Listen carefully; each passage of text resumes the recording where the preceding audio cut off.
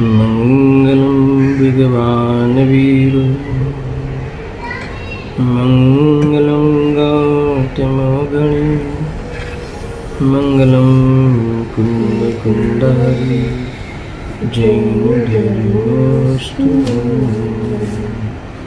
सर्वमंगल मांगल्यं सर्वकल्याणकारकं प्रधानं सर्वधर्माणां नैनं दैत्यं शासिनं नैनं दैत्यं शासिनं नमस्मै साराय स्वानुभूत्या च काश्यते चित्स्य भावाय भावाय सर्वभावान्तरक्षिणे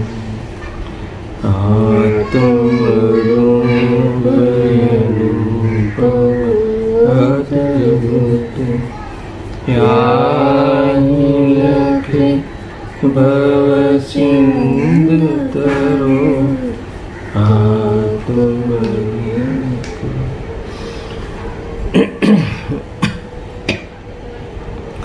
समय सार कर्ता कर्म अधिकार श्लोक नंबर 92। चित्त स्वभाव भर भावित भावा भावी भाव परमार्थतयैकं बंध पद्धतिम पाश समस्तां चेतये समय सारम पारम। देखो, अनुभव में, अनुभूति में आत्मा कैसा अनुभव में आता है। ज्ञानी को अनुभूति जब होती है तब आत्मा किस प्रकार से अनुभव में आता है, कैसा अनुभव में आता है, अनुभव में क्या होता है, उसे आत्मा कैसा दिखता है, ऐसा समझ लो। अनुभव में आत्मा के बारे में कैसा अनुभव करता है, इस कलश में बताया है। उस श्लोकार्थ का पहला कथन कल विस्तार से हमने इसकी विवक्षा की थी कि चैतन्य पुंज के द्वारा अपने उत्पाद वे द्रव्य किए जाते हैं। ये जो है ना पहला कथन, चित्त स्वभाव भर भावित भाव अभाव भाव परमार्थ तया एकम, बराबर।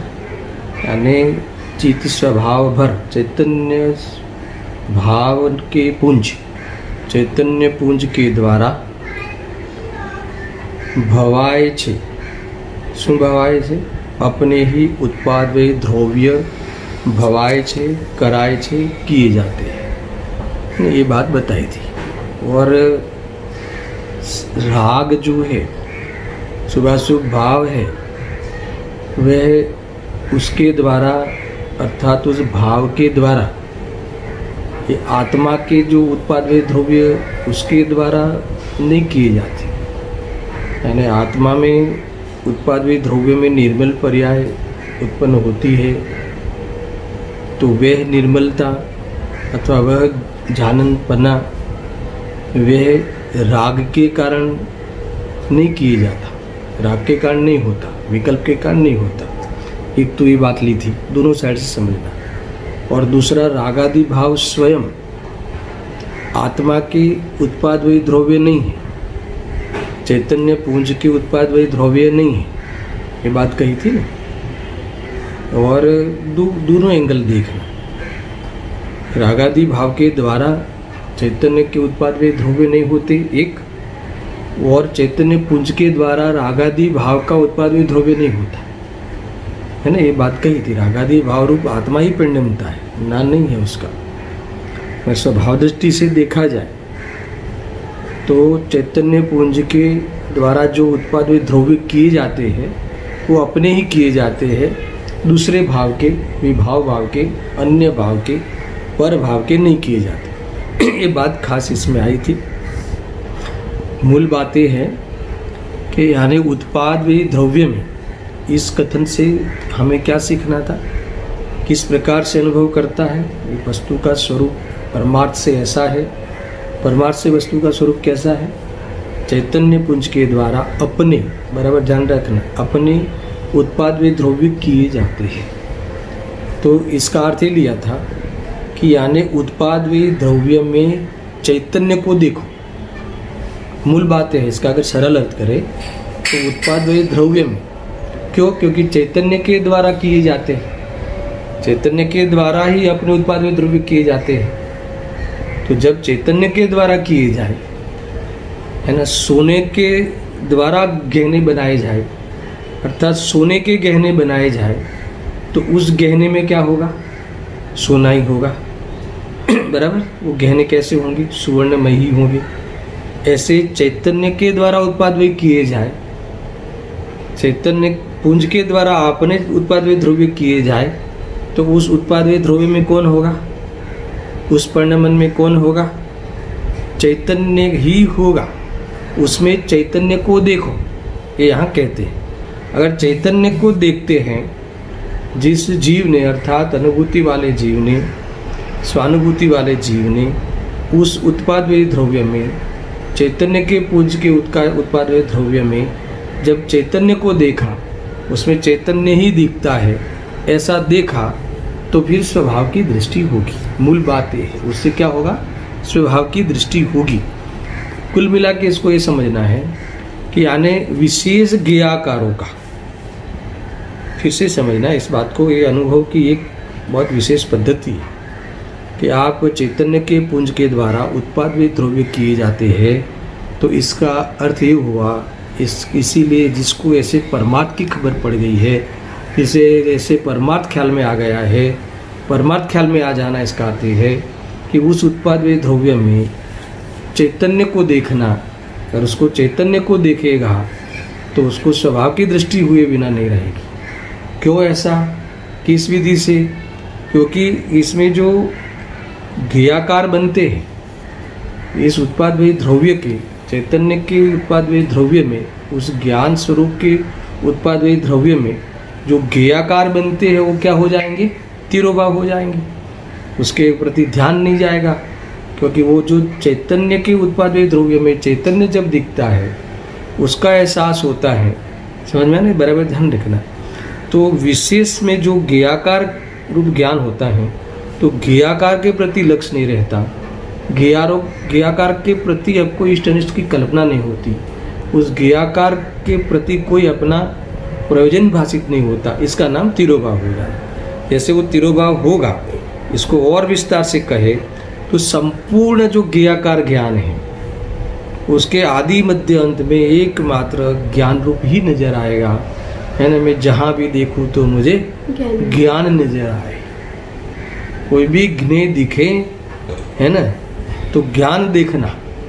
कोई भी ज्ञान दिखे तो क्या दिखता है उसे, ज्ञेय दिखता है कि ज्ञान दिखता है, ज्ञान दिखता है। देखे ज्ञेय और दिखे ज्ञायक, है ख्याल में, दिखे ज्ञेय, ज्ञेय जानने में आवे, समझना। तो ये जानने में आवे, तो जानने में आया वो दिख जावे, जानने में आवे आया वो मेरा काम है ऐसा दिख जावे, वो मेरा स्वरूप है वो दिख जावे। तो उसने ज्ञेय को देखा कि ज्ञान को देखा, तो खरेखर तो उसने ज्ञान को ही अनुभव किसका किया, ये बात यहाँ है। यानी जितने भी मूल बात ये है कि जितने भी संपूर्ण ज्ञाकार ज्ञान में आदि मध्य अंत में ज्ञान रूप ही नजर में आएगा, ऐसा ही एक प्रकार से, है ना, एहसास होगा। ऐसे ज्ञान ज्ञाय की अभेदता का भावासन होगा, एहसास होगा, तो ज्ञाय की दृष्टि का वो कारण बनता है ना। देखो, इसको ज्ञान में जो ज्ञेय झलका, तो उस ज्ञान कहाँ से आया, वो ज्ञान जो ज्ञेय को जानने वाला ज्ञान कहाँ से उत्पन्न हुआ, किसका अनुसरण करके हुआ, तो चैतन्य का पुंज में से वो किया गया है ना, किया गया कार्य है, उसमें से उत्पन्न हुआ। पूर्व की ज्ञान की पर्याय पलटती हुई, यानी उस वे रूप भी आत्मा हुआ, उस नए ज्ञान रूप जो उत्पन्न हुआ वो भी आत्मा हुआ, समझ में आया, और उसे ज्ञान ही प्राप्त हुआ निरंतरता में। तो इस प्रकार से उस ज्ञान की ज्ञायक की अभेदता का जो एहसास है, उसका जो भावासन है, उससे वो ज्ञायक की दृष्टि उससे होती है। इसके कारण यहाँ लिखते हैं कि ज्ञायक की दृष्टि का ये कारण बनता है, ऐसा एहसास, ऐसी अभेदता का भावासन, इस दृष्टि से देखने का रवैया, यानी स्वभाव की दृष्टि होने का कारण बनता है, यानी चैतन्य ही मैं हूँ ऐसी प्रतीति में ये आधार बनता है। समझ में आया ना, ये पूरा प्रयोग ये यहाँ कहते हैं। देखो इसमें ये कहना है, इतनी ये मूल चर्चा यहाँ तक हुई थी। मैंने अंत में आपको एक प्रश्न पूछा था, ये पहले क्यों पूछा था वो आपको यहाँ से मैं शुरुआत करता हूँ कि कुल मिला के भगवान आत्मा के द्वारा अपने उत्पाद वे द्रव्य किए जाते हैं, ये बात को हमने सिद्ध की। और ऐसा ही अनुभव में आता है ज्ञानी को, यानी जो होता है उसको आत्मा कैसे अनुभव में आता है कि अपने हर उठने वाले उत्पाद और पूर्व की बदलती हुई पर्याय रूप व्यय होने में एकमात्र चैतन्यता ही भाषित होती है। यानी ये चैतन्यता भाषित होती है, उसका अर्थ ये है कि कहीं भी किसी भी प्रकार के ज्ञेय के प्रति रागद्वेष ही नहीं होता है ना, विकल्प ही नहीं होता, क्योंकि वो उसका है ही नहीं, ऐसा अनुभव में आ रहा है। जब चैतन्य का प्रतिभास हो रहा है, वो मैं हूँ ऐसा अनुभव में आ गया हो, तो उस ज्ञेय के प्रति उसे रंच मात्र भी है ना लक्ष्य नहीं जाता, अर्थात तो उसमें एकत्व पूर्वक लक्ष्य तो जाता ही नहीं। ये बात मुख्य है। कुल मिला के इसका आधार दिया कि चैतन्य का पुंज अर्थात तो भगवान आत्मा के द्वारा अपने ही उत्पादित द्रव्य किए जाते हैं। तो इसमें मैंने आपको एक प्रश्न पूछा था कि ये भगवान आत्मा के बारे, भगवान आत्मा के लिए आपने ऐसा कहा कि भगवान आत्मा के द्वारा उत्पादित द्रव्य कराए छे। जब तक आप ऐसा कहते हो तो हमने तो ऐसा सुना है, क्या सुना है कि भगवान आत्मा में उत्पाद वे है ही नहीं। दृष्टि प्रदान कथन में हमने लिया था, फिर भी सुनो है ना, उसमें तो कोई परिणाम है ही नहीं, है ना। अरे ऐसे बहुत कथन जिनवाणी में मिलते हैं, गुरुदेव जी के प्रवचन में तो ये भी बात खास आती है, और कहते हैं कि ज्ञायक अपने ज्ञान रूप जो परिणमता है ना, ज्ञायक अपने ज्ञान रूप परिणमता है। जब आप ऐसा कहते हो तो कभी तो आपने कई बार ऐसा कहा है कि ज्ञायक तो अपरिणामी है, तो फिर ये बात हमें समझ में नहीं आई। आया ख्याल में, प्रश्न ख्याल में आया? आप कई बार ऐसा कहते हो कि ज्ञायक तो अपरिणामी है, भगवान आत्मा में तो कोई परिणाम है ही नहीं, इसमें है ना पर का तो अभाव है ही, पर पर्याय का भी इसमें अभाव है। किस में? भगवान आत्मा में। और अभी आज तुम ऐसा कह रहे हो, क्या कह रहे हो कि भगवान आत्मा के द्वारा उत्पाद व द्रव्य किए जाते हैं। तो ये बात में फर्क क्यों आया? देखो, आपको ऐसा लगे कि ये आपने चैतन्य पुंज के द्वारा उत्पाद व द्रव्य किए जाते हैं ऐसा लिखा है, आपने उसकी जगह पे भगवान आत्मा कह के क्यों कथन करते हो? तो देखो गुरुदेव सिंह ने किया है, मैं आपको पहले बताता हूँ, बाद में इसका जवाब देता हूँ। पहले प्रश्न आपको प्रमाणिक लगना चाहिए, यथार्थ लगना चाहिए, है ना, क्योंकि ऐसा कई बार बोलते हैं। जब भगवान आत्मा की बात करेंगे तो भगवान आत्मा तो है ना, उसमें तो रंच मात्र है ना, कोई परद्रव्य तो क्या अपनी पर्याय भी उसमें है नहीं, है ना, उत्पाद व द्रव्य भी उसमें नहीं दिखते, उसमें है ही नहीं। और आज तुम ऐसा कह रहे हो कि भगवान आत्मा के द्वारा उत्पाद व द्रव्य किए जाते हैं।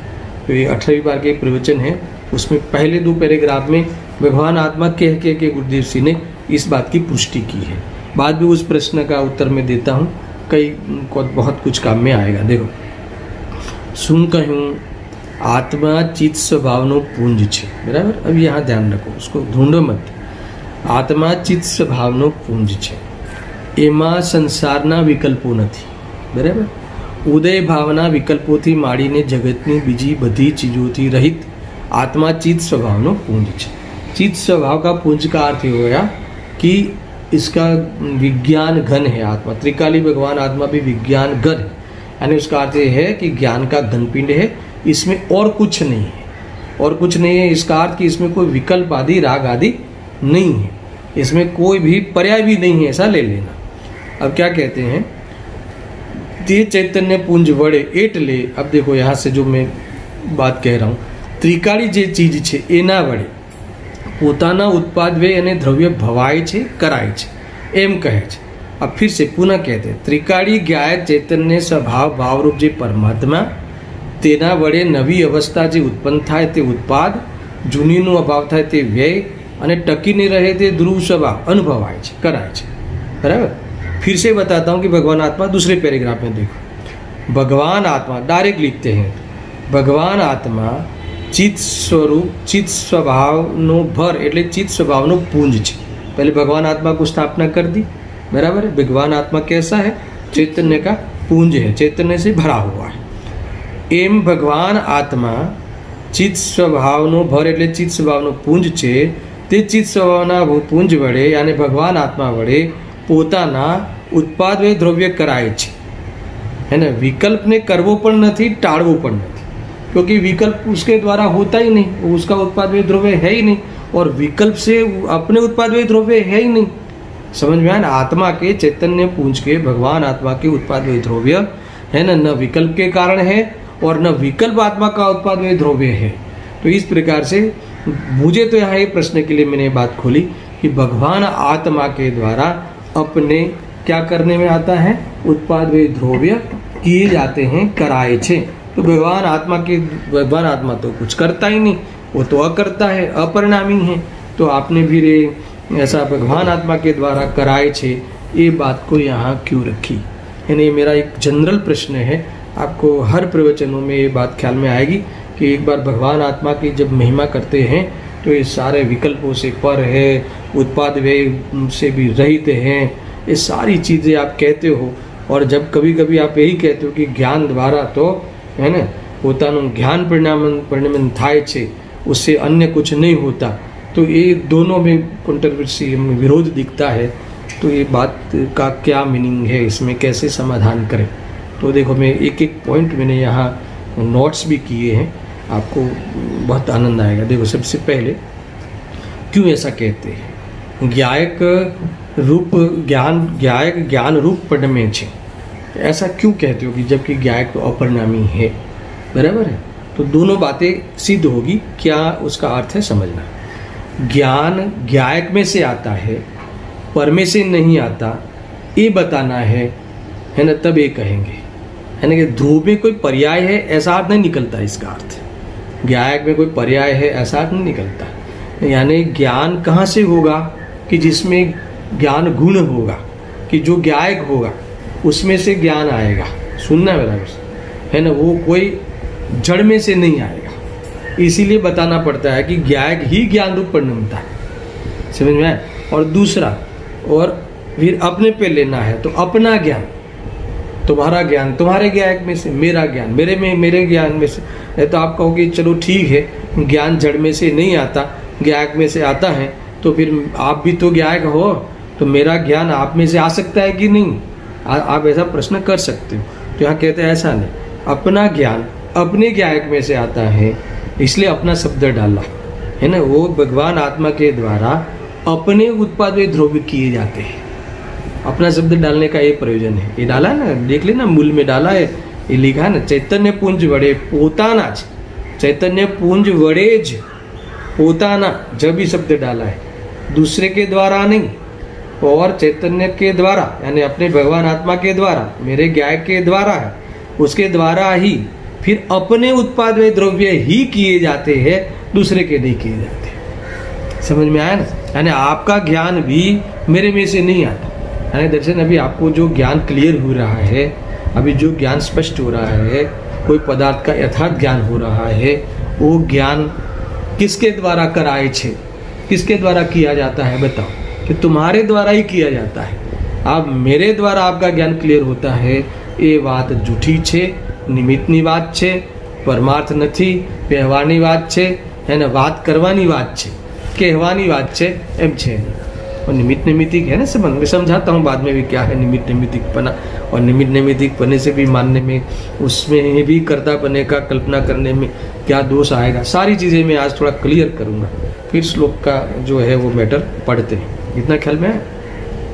तो इस प्रकार से ज्ञान ज्ञायक में से आता है परमे से नहीं आता, ये बताना हो तब ये बात यहाँ कहते हैं कि वे ज्ञाक ही परिणमता है। ज्ञान रूप तो ज्ञाक ही परिणमेगा ना, आत्मा ही परिणमेगा ना।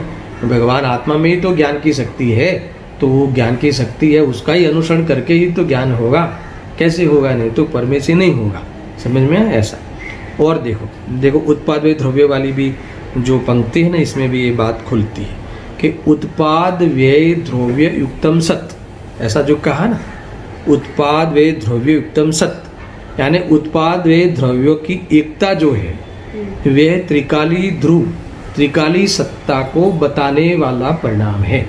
त्रिकाली सत्ता को टिकाने वाला कि त्रिकाली सत्ता को बनाने वाला नहीं है ना। वो ये किसको बताता है? उत्पाद व्यय द्रव्य की एकता त्रिकाली सत्ता को बताती हैं। इसीलिए ये त्रिकाली सत्ता अथवा ये सत्ता के द्वारा उत्पाद व्यय द्रव्य किए जाते हैं, है ना। अर्थात ये सत्ता का ही, त्रिकाली सत्ता का ही उत्पाद व्यय द्रव्य है। समझ में आया ना? ऐसा उपचार कर सकते हैं, ये उपचार का कथन है, ऐसा भेद कथन ऐसा है। देखो अरे त्रिकाल सत्य में उत्पाद व्यय द्रव्य है, इसका अर्थ ऐसा नहीं लेना है, यानी त्रिकाल सत्य में उत्पाद व्यय द्रव्य घुस गए ऐसा नहीं लेना है। उत्पाद व्यय द्रव्य त्रिकाली सत्य को बताते हैं, है ना, सिद्ध करते हैं, प्रूव करते हैं, सिद्धि करते हैं। इसीलिए ये कहा जाता है कि उत्पाद व्यय द्रव्य है, ये किसके हैं? त्रिकाली सत्य के हैं। इस प्रकार का कथन मिलता है। और तीसरी बात सुनना, सम्यक दर्शन, सम्यक ज्ञान आदि जो निर्मल पर्याय है वो किसके आश्रय से होती है? त्रिकाली ध्रुव भगवान के लक्ष्य से, उसके आश्रय से, है ना, उसमें एकत्र करने से होती हैं। इसीलिए उसका अर्थ ये है कि त्रिकाली का उत्पाद वही द्रव्य है ये, जिसके आश्रय से जैसे देखो हमें रागादि परिणाम है, वो पर का क्यों कहते हैं? क्योंकि पर का लक्ष्य होता है, इसलिए पर का कहा। तो इस न्याय से ये जो निर्मल पर्याय है किसके लक्ष्य होती है? भगवान आत्मा के लक्ष्य होती है, इसलिए भगवान आत्मा का ही ये उत्पाद व्यय द्रव्य है, ऐसा भी कहा जा सकता है। इतना ख्याल में आया? और सुनो कि जैसा स्वभाव है वैसी पर्याय हुई, यानी ये जैसा भगवान आत्मा है, भगवान आत्मा ज्ञान स्वभावी है, तो ऐसी ही पर्याय हुई। इसीलिए किसका उत्पाद व्यय द्रव्य है? ये त्रिकाली का उत्पाद व्यय द्रव्य है, ऐसी बात यहाँ कहते हैं। देखो सुनना बराबर से, कभी कभी ये बातें सीखने जैसी होती है, बहुत कुछ क्लियर होगा। ये जो द्रव्य तो परिणामी ही होता है, ये ध्यान रखना। वस्तु तो द्रव्य पर्याय रूप ही होती है ना। ये पूरी वस्तु जो है, प्रमाण की पूरी वस्तु कैसी होती है दर्शन? द्रव्य पर्याय रूप ही है। आप कोई भी वस्तु बिना पर्याय की बताओ, अर्थात बिना गुण की बताओ, अथवा बिना कोई आधार से बताओ कि गुण ऐसे हवा में उड़ते हैं, तो ऐसा नहीं मिलेगा। द्रव्य गुण पर्याय मिलके एक अखंड द्रव्य होता है, ठीक है। यानी हर वस्तु कैसी है? द्रव्य पर्याय रूप है, गुण द्रव्य में शामिल है। तो द्रव्य गुण पर्याय कहो अथवा द्रव्य पर्याय रूप कहो, ऐसी बात होगी। यानी यहाँ ये कहते हैं कि बिना परिणाम के कोई द्रव्य नहीं होता। और क्या कहते हैं सुनो कि जो अकर्ता अपरिणामी कहने की अपेक्षा कितनी है। ये जो है ना, बिना परिणाम का कोई द्रव्य होता नहीं, बराबर है। तो फिर इस द्रव्य को अकर्ता कहना, अपरिणामी कहना, तो इसमें कितनी अपेक्षा है? कौन सी अपेक्षा है अकर्ता कहा जाता है? फिर से बोलता हूँ कि हर वस्तु द्रव्य पर्याय रूप है, ठीक है, बराबर है। हर वस्तु द्रव्य पर्याय रूप है, और अर्थात तो द्रव्य परिणामी ही होता है। अपरिणामी कोई द्रव्य होता ऐसा नहीं, परिणामी ही द्रव्य होता है। बिना परिणाम के कोई पर्याय के द्रव्य ही नहीं होते। तो फिर ऐसे द्रव्य को, उस द्रव्य को अकर्ता अपरिणामी जो कहते हैं, वो किस किस अपेक्षा से उसे अकर्ता कहा जाता है, और अकर्ता कह के स्वभाव पे दृष्टि करने का प्रयोजन है, और हर परिणामी द्रव्य में अकर्तापना सिद्ध करना है। सुनना बराबर से, पूरा परिणामी द्रव्य जो है, द्रव्य वस्तु द्रव्य पर्याय रूप है, वो किस प्रकार से अकर्ता उसे कहा जाए, किस प्रकार से उसे अपरिणामी कहा जाता है, वो पहले सुनना। और इस अपेक्षा से अकर्ता है, अपरिणामी है, जब आपको इसका भाव भाषण होगा, इसका एहसास होगा, तो आप किसी भी पदार्थ के, अन्य पदार्थ के पर्याय का कर्ता आपको नहीं मानोगे, आपको भ्रम नहीं होगा, या अपनी पर्याय का कर्ता किसी द्रव्य को नहीं मानोगे, ये बात गारंटी है। अगर इसका एहसास होगा, इसका भाव वासन होगा तो आपका सारा संसार मिट गया उसी समय। जब ही कोई कर्ता कर्म के ही झगड़े हैं। आज आप सुबह से नहीं, अनादि से देख लो, कभी से भी देख लो कि दुनिया में कहीं भी देश में देख लो, मंडलों में देख लो, कुटुंब में देख लो, आपके व्यवसाय में देख लो, जहाँ भी झगड़े हो किस बात का है? कर्ता कर्म का। मैंने किया है ना, आपने किया, आपने मेरा बिगाड़ा, मैंने आपका सुधारा, यही है ना इसी बात का। तो कहते हैं कि ये वहाँ अकर्ता कैसे सिद्ध होता है?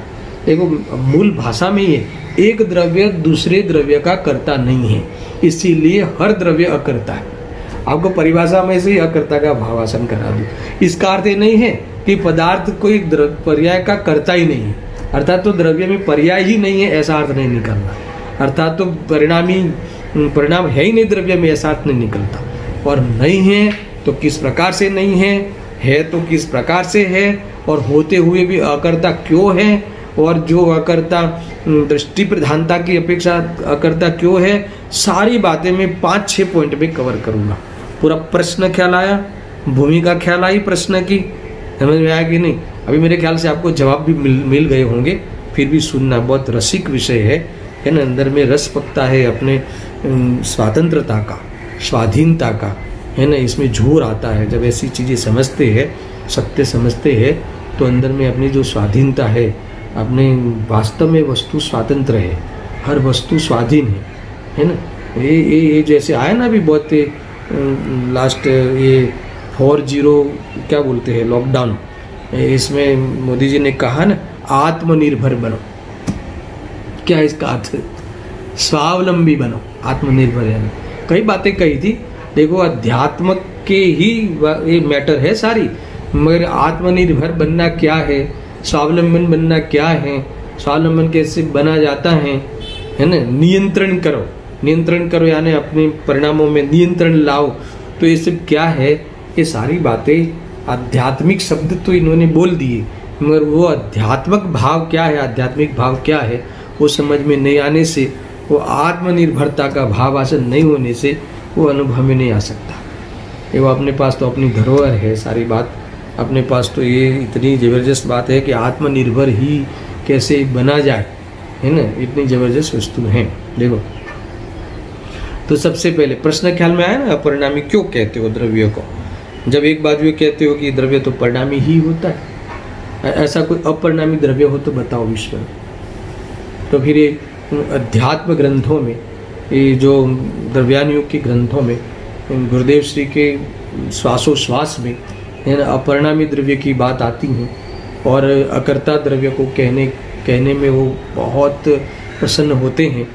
तो वो कैसे होते हैं? मैं इनके ही प्रवचनों से एक कोट किए हुए बिंदु है मेरे पास, ध्यान रखना है ना। जो ये स्वयं यानी ऐसा वही कहते हैं कि ऐसा नहीं है कि कोई अपरिणामी द्रव्य यानी उसमें परिणाम नहीं है ना। अकर्ता यानी कोई अपना कार्य भी वहाँ नहीं होता है, ऐसा नहीं है।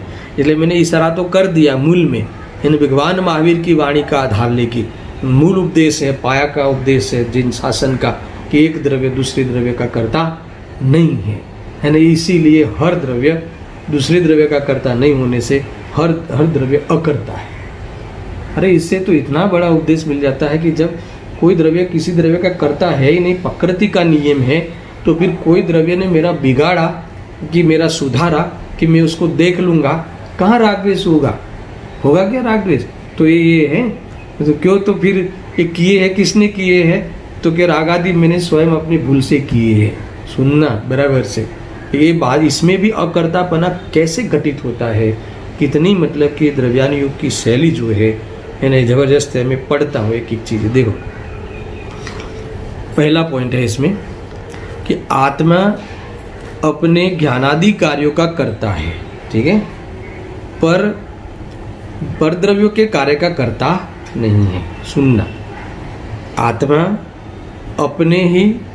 अपने ज्ञानादि कार्यों का करता है, पर द्रव्यों के कार्य का कर्ता नहीं है, इसलिए आत्मा अकर्ता है। एक तो अकर्ता इस प्रकार से, इसमें भी स्वभाव पे दृष्टि जाएगी आपको, है ना। हर जहाँ जहाँ अकर्ता का स्वाद लेना है, और ये सारी अपेक्षाएं गुरुदेव के प्रवचनों में लिखी हुई है, आप पढ़ते जाना, सुनना।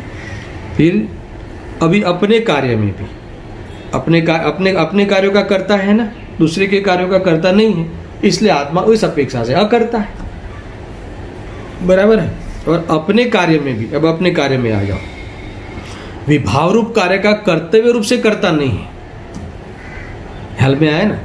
कर्तव्य रूप से वो करने लायक वो कार्य नहीं है ना, और ज्ञानी वो उसे कर्तव्य रूप से नहीं करता, मात्र ज्ञाता ही है, इसीलिए आत्मा करता है। समझ आया कि नहीं? क्या कहा दूसरी विवक्षा कि भले अपने ही कार्य हो, ज्ञान आदि लिखे, इसमें ज्ञान आदि राग आदि सब ले लेना, फिर यहाँ और उसका खुलासा करो कि सबसे पहले राग आदि कार्य को निपटते हैं। तो ये जो राग आदि कार्य है, विभाव रूप जो कार्य है, वो कर्तव्य रूप से नहीं करता, करने लायक नहीं है, करने लायक वो नहीं मानता ज्ञानी, इसलिए कर्तव्य रूप से नहीं करता है ना, इसलिए मात्र उसका ज्ञाता ही है। इसलिए आत्मा कैसा है? अकर्ता है। एक तो अकर्ता की जो विवक्षा है, अकर्ता की अपेक्षा है, इस प्रकार से एक एक बात को सुनना। अभी और ज्ञान पे आ जाओ। अपने ही ज्ञान रूप कार्य, जो अपने ज्ञान रूप कार्य भी करना नहीं पड़ता। क्यों नहीं करना पड़ता दर्शन? क्योंकि हर वस्तु कैसी है? द्रव्य पर्याय रूप है। तुम्हें ज्ञान करना नहीं पड़ता, सोच सोच के कभी ज्ञान नहीं किया जाता। ज्ञान निरंतर आत्मा ज्ञान रूप परिणमता ही है। देखो, अपने षटकारकों से स्वतंत्र रूप से ज्ञान होता है, वस्तु द्रव्य पर्याय रूप ही होती है, इसीलिए आत्मा उस ज्ञान का भी अकर्ता है। समझ में आया कि नहीं? ये तो देखो, हमें हमारा राग ये कहता है कि मैं भी ये ज्ञान करूं, मैं भी इसको जानूं, मगर आपको जानने के लिए भी है ना बोझा नहीं है, क्योंकि जो ज्ञान गुण है, गुण से गुणों का परिणमन निरंतर होता है ना, और जो होता है वो अपने स्वकाल में होता है, और दूसरा जो होना होता है वही होता है। उस ज्ञान में जो ज्ञान का ज्ञेय बनना है, जो उस काल में वही बनता है। समझ में आने सारी बात, ये सारा परिणमन। और मैंने षटकारक की बात भी बता दी, पर्याय में अपने षटकारक है ना, वो स्वयं अपने षटकारक के द्वारा स्वयं वो पर्याय उस अपने स्वकाल में स्वयंभू रूप से परिणमती है। इसीलिए आत्मा को ये ज्ञान करना पड़े, है ना, वो ऐसी भी उसमें मजदूरी नहीं है। इसलिए आत्मा कैसा है दर्शन? अकर्ता है। कोई आनंद आ रहा है क्या?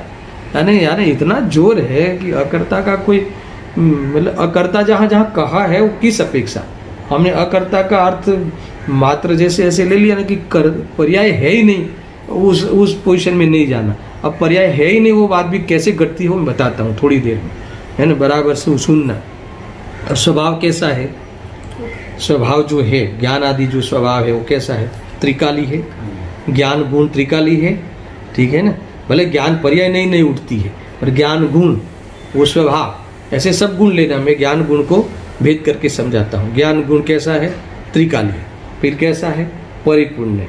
और त्रिकाली है, और दूसरा इसका अर्थ अनादि अनंत, ठीक है, इतना ख्याल में आ गया। अभी ये जो इसका अर्थ है वो गया कि क्षणिक पर्याय जितना नहीं है, ये पर्याय में ज्ञान की हीनता हो, अधिकता हो, इतना नहीं है। समझ में? ज्ञान गुण तो त्रिकाली है, अनादि अनंत है, यानी इस प्रकार से, है ना। इसीलिए द्रव्य स्वभाव में ज्ञायक में कोई जानने का कार्य घटित नहीं होता। समझना आप? पर्याय वहां नहीं है, जो मूल स्वभाव है ना, दो पड़खा है ना, द्रव्य स्वभाव और पर्याय स्वभाव। अब जो ज्ञायक भाव कहो, यानी ज्ञान गुण आदि का अभेद कहो, जो भगवान आत्मा कहो, तो उस ज्ञान गुण तो कैसा है? परिपूर्ण है। और परिपूर्ण है उसमें तुम कार्य की कल्पना नहीं कर सकते, क्योंकि जो कार्य की कल्पना करोगे, इसमें क्रिया की कल्पना करोगे, तो कौन से प्रश्न खड़े होंगे? कितना जाना, कितना जानता है, कम जानता है, ज्यादा जानता है कि पूरा जानता है। तो ये जो ज्ञान में भेद पड़ जाएंगे तो उसकी परिपूर्णता खंडित हो जाएगी। तो ऐसा उसमें है नहीं। इसीलिए कहा कि वो पर्याय का पड़खा अलग है। इस अपेक्षा वो ज्ञान गुण आदि में परिपूर्णता का ज्ञान कराने के लिए, है ना, उसमें पर्याय नहीं है। मगर पूरी वस्तु में ही पर्याय नहीं है ना, वस्तु द्रव्य पर्याय रूप है ही नहीं, खाली द्रव्य रूप ही है, ऐसा उसका अर्थ नहीं निकलना, एकांत नहीं करना। मगर इस प्रकार से यहाँ कहते हैं कि ये जो है ना। ज्ञायक में, हाँ, इसीलिए ज्ञायक अकर्ता है। ज्ञायक क्यों अकर्ता है? क्योंकि ज्ञायक परिपूर्ण है। ज्ञायक में ज्ञान गुण की मुख्यता से ज्ञायक ले लो, ऐसे हर गुण में घटित होगा। अब ये ज्ञान गुण अकर्ता है, उसका क्या अर्थ लेना है? दर्शन क्या अर्थ लेना है? क्योंकि अगर जो उसमें पर्याय, इसमें जानना बनना कुछ होता नहीं, ज्ञान गुण में जानना बनना होता नहीं। इसका अर्थ क्या? जहाँ ज्ञान गुण है, जिसमें ज्ञान गुण है, वो द्रव्य में जानना होगा, पर ज्ञान गुण में जानने का कार्य नहीं होता, जानने का कार्य पर्याय में होता है। इसका अर्थ है कि पर्याय वो ज्ञान गुण में नहीं है। अगर उसमें कल्पना करोगे तो क्या होगा? कम जाना, ज्यादा जाना, कितना जाना, ऐसे जब जानता है कि नहीं जानता है, कोई तो ऐसी बात कर देगा। समझ में आया ना? इसलिए जानना बनना नहीं होता। इसका अर्थ है कि कार्य रूप अंदर में जानना नहीं होता, इसका क्यों, तो ही उसकी परिपूर्णता सिद्ध होगी। इस प्रकार से आत्मा कैसा है? अकर्ता है। एक तो ये भी एंगल है सारे सुनना वर्ष। देखो अपरिणामी भी शब्द इसमें और थोड़ा हम प्रयोग करते हैं। अपरिणामी यानी क्या? देखो अपरिणामी यानी वस्तु में परिणाम या पर्याय नहीं है, ऐसा अर्थ नहीं लेना। पहले गांठ मारो, जहां भी अपरिणामी हो तो उस परिणाम का निषेध नहीं करना। समझ में आया ना? तो अपरिणामी का क्या भाव आसन करे? देखो जैसे इसमें कोई फिर से कहता हूं कि अपरिणामी की जब भी बात आवे तो वस्तु में परिणाम या पर्याय नहीं है, ऐसा अर्थ नहीं है। परंतु क्या अर्थ है कि परिणाम अल्प हो, यहाँ ध्यान दो, आपको अच्छा लगेगा। परिणाम अल्प हो, विकारी हो, तो भी स्वभाव उस रूप नहीं होता, इसका नाम आत्मा अपरिणामी। क्या कहा? पर्याय में अल्पता हो, हीनता हो, पर्याय में विकार हो, तो इसके कारण कोई स्वभाव अपूर्ण हो गया या विकारी हो गया, मूल स्वभाव ऐसा नहीं है। इसलिए आत्मा कैसा है? अपरिणामी है। आया ख्याल में? एक तो ये और ले लो।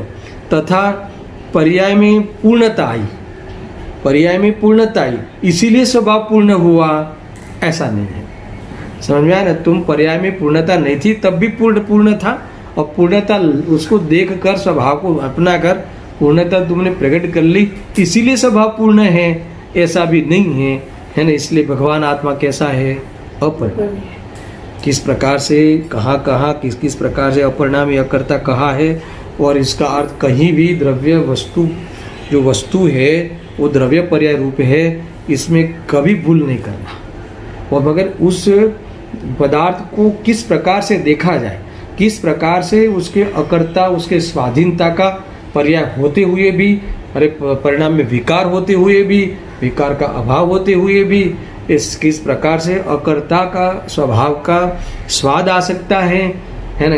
किस प्रकार से परद्रव्य की दृष्टि हट जाती है, परद्रव्य पे से दृष्टि हट जाए तो पर्याय में होने वाला विकार उत्पन्न ही नहीं होगा, है ना। यानी कोई विकार का स्वामी ही तुम नहीं बनोगे, पर का तो स्वामी बनोगे ही नहीं, और जो उत्पन्न होता है वो विकार भी कर्तव्य रूप नहीं लगेगा, और वो उत्पन्न ही नहीं होगा। पहले तो अनंतानुबंधी तो उत्पन्न ही नहीं होगा, क्योंकि उत्पन्न होने का कारण यही है कि तुमने परद्रव्य में कुछ इष्ट अनिष्ट कल्पना की है। परद्रव्य में एकत्व बुद्धि करना, इसका अर्थ क्या है? इष्ट अनिष्ट की कल्पना करना, है ना।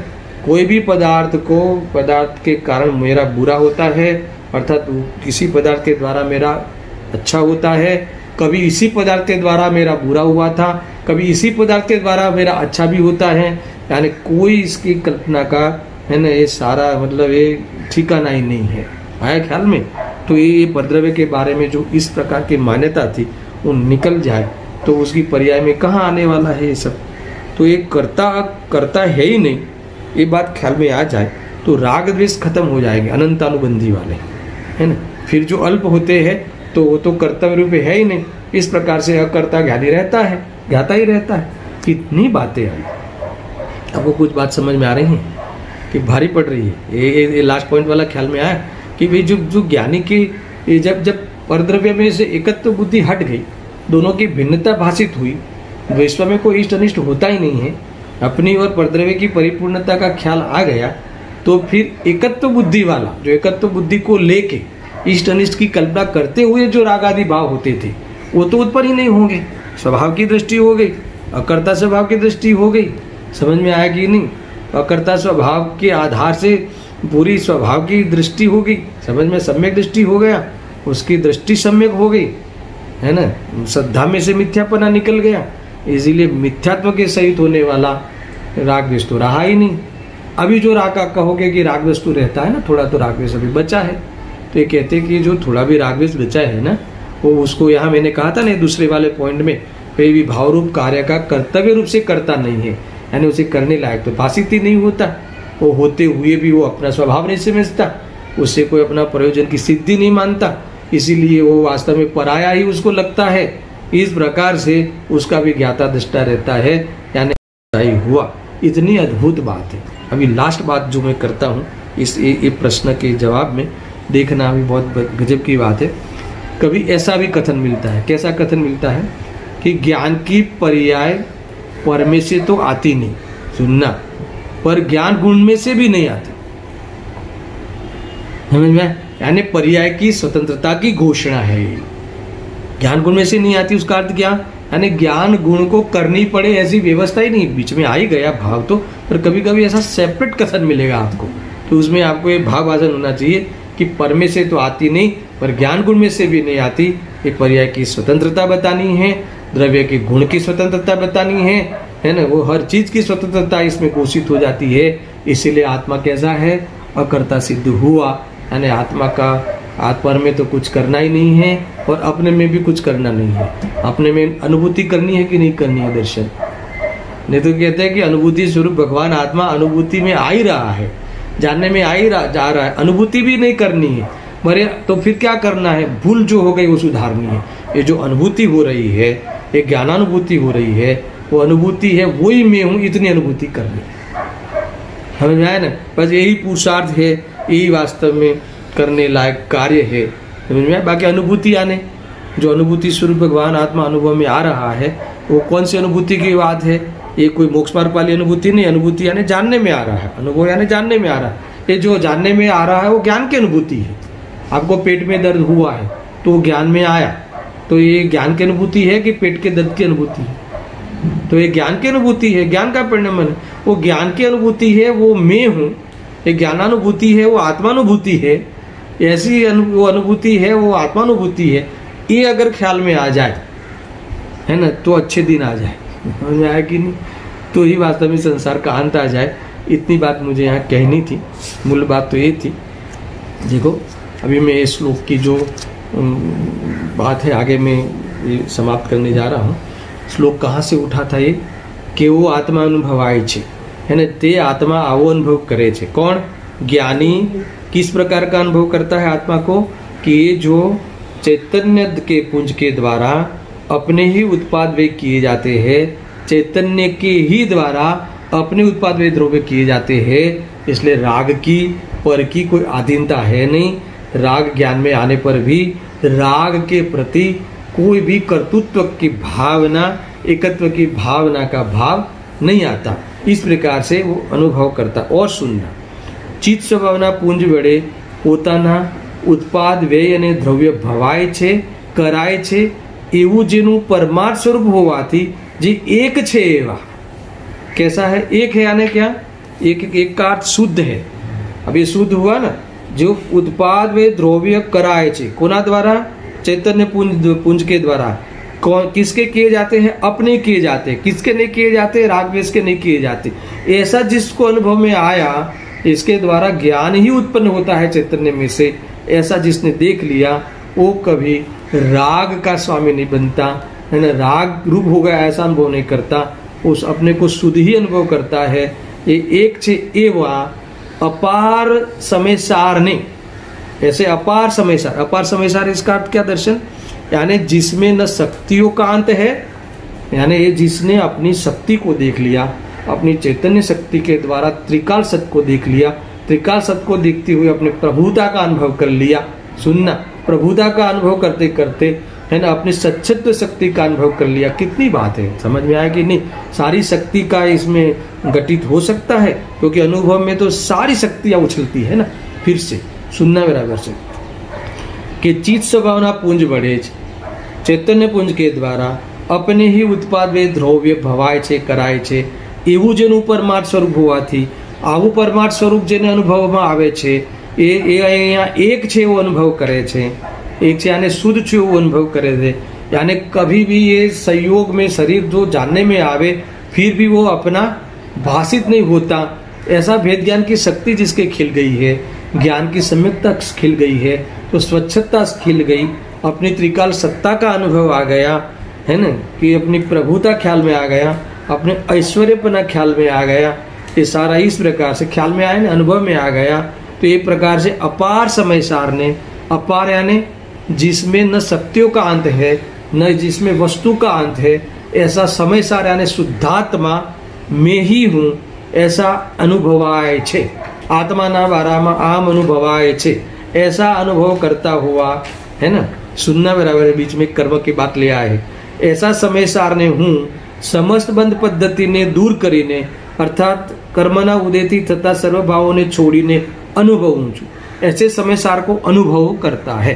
अनुभवे छे એટલે मस्ती में रहता हूँ, इस प्रकार के आत्मा के अनुभव के द्वारा मैं कर्म समस्त कर्म पद्धति का क्या कर दिया, अंत ला दिया। ये कहा ना समस्त बंद पद्धति ने दूर करीने। अब बंद पद्धति क्या है दर्शन, बंद पद्धति को समझो। पहले देखो हमने पूर्व में कर्म बांधे हैं, सुनना है ध्यान देना, कर्म बांधे हैं तो उस कर्म का उदय हुआ, तो उदय हुआ तो शरीर आदि मिले संयोग में, और घाती कर्म के अनुसार परिणाम में राग द्वेष हुए स्वभाव को भूलकर, तो फिर जीव ने क्या किया, उस मकान आदि का लक्ष्य किया और राग आदि रूप परिणमित पुनः हुआ तो नए कर्म का बंध किया। हमें समझ में आया। फिर वो नए कर्म की मैच्योरिटी हुई, फिर उदय में आया, फिर जुड़ा, फिर नए बंधे। ये क्या है, ये कहते हैं कि ये बंद पद्धति है। यही हो रहा है ना। अभी शरीर मिला तो शरीर क्यों मिला, पूर्व कर्म के उदय से मिला। हमने अभी क्या किया, उसका लक्ष्य किया, अपना मानते हुए तो नया बांधा, नया बांधा तो वो नया बंद किया, फिर वो नए बांधे वो क्या होगा, फिर मैच्योरिटी होते उदय में आएंगे, फिर हम जो उससे जुड़ेंगे। तो कहते हैं स्वयं समस्त बंद पद्धति का क्या हो गया, अंत ला दिया। कैसे अंत लाया, क्योंकि उदय में आने दो और दूसरा वो परिणाम में कदाचित राग आदि आने दो, मगर मैंने परमार्थ स्वरूप जो एक है, जो शुद्ध है, शुद्ध है इसका अर्थ क्या कि कभी उसमें जा नहीं मिला है, जो चैतन्य के पुंज द्वारा अपने ही उत्पाद वे द्रव्य किए जाते हैं वो मैंने देख लिया। उत्पाद वे में मैंने चेतनता को देख ली, उत्पाद वे में मैंने चैतन्य को देख लिया, तो मुझे स्वभाव की दृष्टि हो गई एक ज्ञेय के प्रति। वो आया है और क्यों आया है, वो मेरा है, ऐसा मेरा जुड़ान नहीं होता, यानी मैं उपयोग जुड़ता नहीं है। उपयोग कहाँ जुड़ गया है, स्वभाव में जुड़ गया है। कहाँ एकत्व करता हुआ जुड़ा है, स्वभाव में एकत्व करता हुआ जुड़ा है। और इतना ही नहीं, एकत्व तो कर ही लिया मगर निर्विकल्प दशा में अथवा तो शुद्धोपयोग के काल में उसका विकल्प तक नहीं होता, मात्र जानता है। ज्ञान में आ जाए तो शरीर है, जान लिया मैं किसका है, मेरे ही द्वारा उत्पन्न हुआ था, अर्थात मेरे कर्म से उत्पन्न हुआ था, ये भी यहाँ नहीं है, क्योंकि जिसके जो उत्पन्न हुआ है वो अपने खुद से हुआ है, मेरा इसमें कुछ भी दायित्व नहीं है। ऐसा प्योर अनुभव करते हुए है ना, एकमात्र आत्मा का अनुभव करते हैं। देखो अंत में मैं भावार्थ पढ़ लेता हूँ, कल 144 की गाथा का मैं प्रारंभ करूंगा। भावार्थ, निर्विकल्प अनुभव थता, ये निर्विकल्प अनुभव हुआ ना, निर्विकल्प यानी कैसा अनुभव हुआ, ये शरीर है, ये शुद्धि इतनी हुई, इतनी अशुद्धि है, ये सब जानते हुए भी और पूर्ण शुद्धि हूँ इसका अनुभव है उनको अंदर में, यही मैं हूँ ऐसा तो समय पे के प्रति प्रतिबद्ध है, और इतनी शुद्धि प्रकट हुई ये भी ख्याल में है, इतनी अशुद्धि है ये भी समझ में आ रही है, और संयोग में शरीर है इसका भी कदाचित अपने संक्रांति में ज्ञान होता है, मगर क्या नहीं होता, राग द्वेष नहीं होता, रंज मात्र भी राग द्वेष नहीं होता। ये इनकी क्या है, निर्विकल्प दशा का अनुभव थता जेना केवल ज्ञान आदि गुणों पार नहीं एवा समय सार रूपी परमात्मा नो अनुभव ज वर्ते छे। यानी आया ना समय पार नहीं, शक्तियों का पार नहीं। देखो बहुत बड़ी शक्ति प्रकट हो गई ना, ज्ञान शक्ति लग गई तो मोह चला गया, ज्ञान शक्ति वेद ज्ञान रूप लग गई तो मोह टूट गया, तड़ तड़ टूट पड़ा, तो ये इससे सारी शक्तियां खिल गई है ना, स्वच्छत्व शक्ति खिल गई, पूरा आत्मा प्रमेय होने लगा, समझ में आ गई ना, प्रतिभास होने लगा, और क्या बाकी रहा, सब कुछ है ना, स्वसंवेदनमयी परिपूर्णता का स्वसंवेदनमयी अनुभव आने लगा, पूरी त्रिकाल सत्ता का एहसास और अनुभव और प्रतीति होने लगी। तो ये कहते हैं कि पूरा अपना इस प्रकार से अनुभव करता है और नॉर्मल रहता है, आनंद में रहता है। आगे कहते हैं कि हूँ अनुभव छू एवो पण विकल्प होतो नहीं, अनुभवते हैं सिर्फ ये हूँ अनुभव छू एवं पण विकल्प होतो नहीं, ऐसा यहाँ कहा है गुरुदेव सिंह के प्रवचन में। और भी काफ़ी पॉइंट्स आए हैं, आप पढ़ लेना। इसमें ये भी लिखा है, देखो एक पॉइंट खास बोल के समाप्त करता हूँ। अनुभवाय छे ए पर्याय छे, छता अनुभवुं छुं एवो विकल्प नहीं। अनुभवुं छुं एवो भेद छे, त्रिकाળી वस्तुने अनुभवुं छुं एवो भेद छे, पण ए भेदनो विकल्प नहीं। यानी भेद का अर्थ ध्यान और ध्येय, दोनों ध्यान और ध्येय रूप से ही रहते हैं। देखो ऐसा कहते हैं ना, जब अनुभव होता है तो पर्याय आत्मा में अभेद हो गई। तो अभेद हो गई का अर्थ है कि सदृश्यता आ गई। अभेद हो गई यानी पर्याय ने पर्यायपना छोड़ दिया और द्रव्य ने द्रव्यपना छोड़ दिया, दोनों मिलके या द्रव्य ही हो गई पर्याय, ऐसा नहीं है। सदृश्यता हो गई, इसका अर्थ है कि पर्याय द्रव्य हो गई। बाकी पर्याय पर्याय बनी रहती है, द्रव्य द्रव्य बनी रहती है। जो द्रव्य गुण पर्याय में जो 3 अंश है उस बने रहते हैं। यहाँ कहते हैं कि सदृश्यता होने से अभेद कहा, फिर भी पर्याय अपना पर्यायपना नहीं खोती, त्रिकाली वस्तु अपना त्रिकालपना नहीं खोती, और वस्तु प्रमाण बने रहती है। गजब की बात है। अंत में लास्ट पंक्ति बोलता हूं मैं, दृष्टि तो शुद्धात्मा की है, ज्ञान सबका है, और राग द्वेष नहीं होता। कितनी बात कही दर्शन। दृष्टि तो शुद्धात्मा की है, यही मैं हूँ, और ज्ञान सबका है, जो जैसा है वैसा ज्ञान है, देह का देह रूप, आत्मा का आत्मा रूप, और राग द्वेष नहीं है। ये निर्विकल्प दशा है। ऐसा आत्मा अनुभव में आता है, जिसको ज्ञानी को, यहाँ लख्यू ने केवो आत्मा अनुभवाय छे, किस प्रकार के अनुभव रूप में आता है, तो इस प्रकार से निर्विकल्प रूप से आत्मा राग द्वेष रहित, जाने पर ग्रहे नहीं, राग द्वेष करे नहीं, इस प्रकार से निर्विकल्प दशा रूप अनुभव ज्ञानियों का होता है। ऐसा इसमें भी सिद्धि हुई। कल अब जो मेन गाथा 144 कर्ता कर्म अधिकार की अंतिम गाथा का प्रारंभ होगा। सहजानंदी शुद्ध स्वरूपी अविनाशी हूँ आत्मस्वरूप, सहजानंदी शुद्ध स्वरूपी अविनाशी हूँ आत्मस्वरूप, सहजानंदी शुद्ध स्वरूपी अविनाशी आत्मस्वरूप।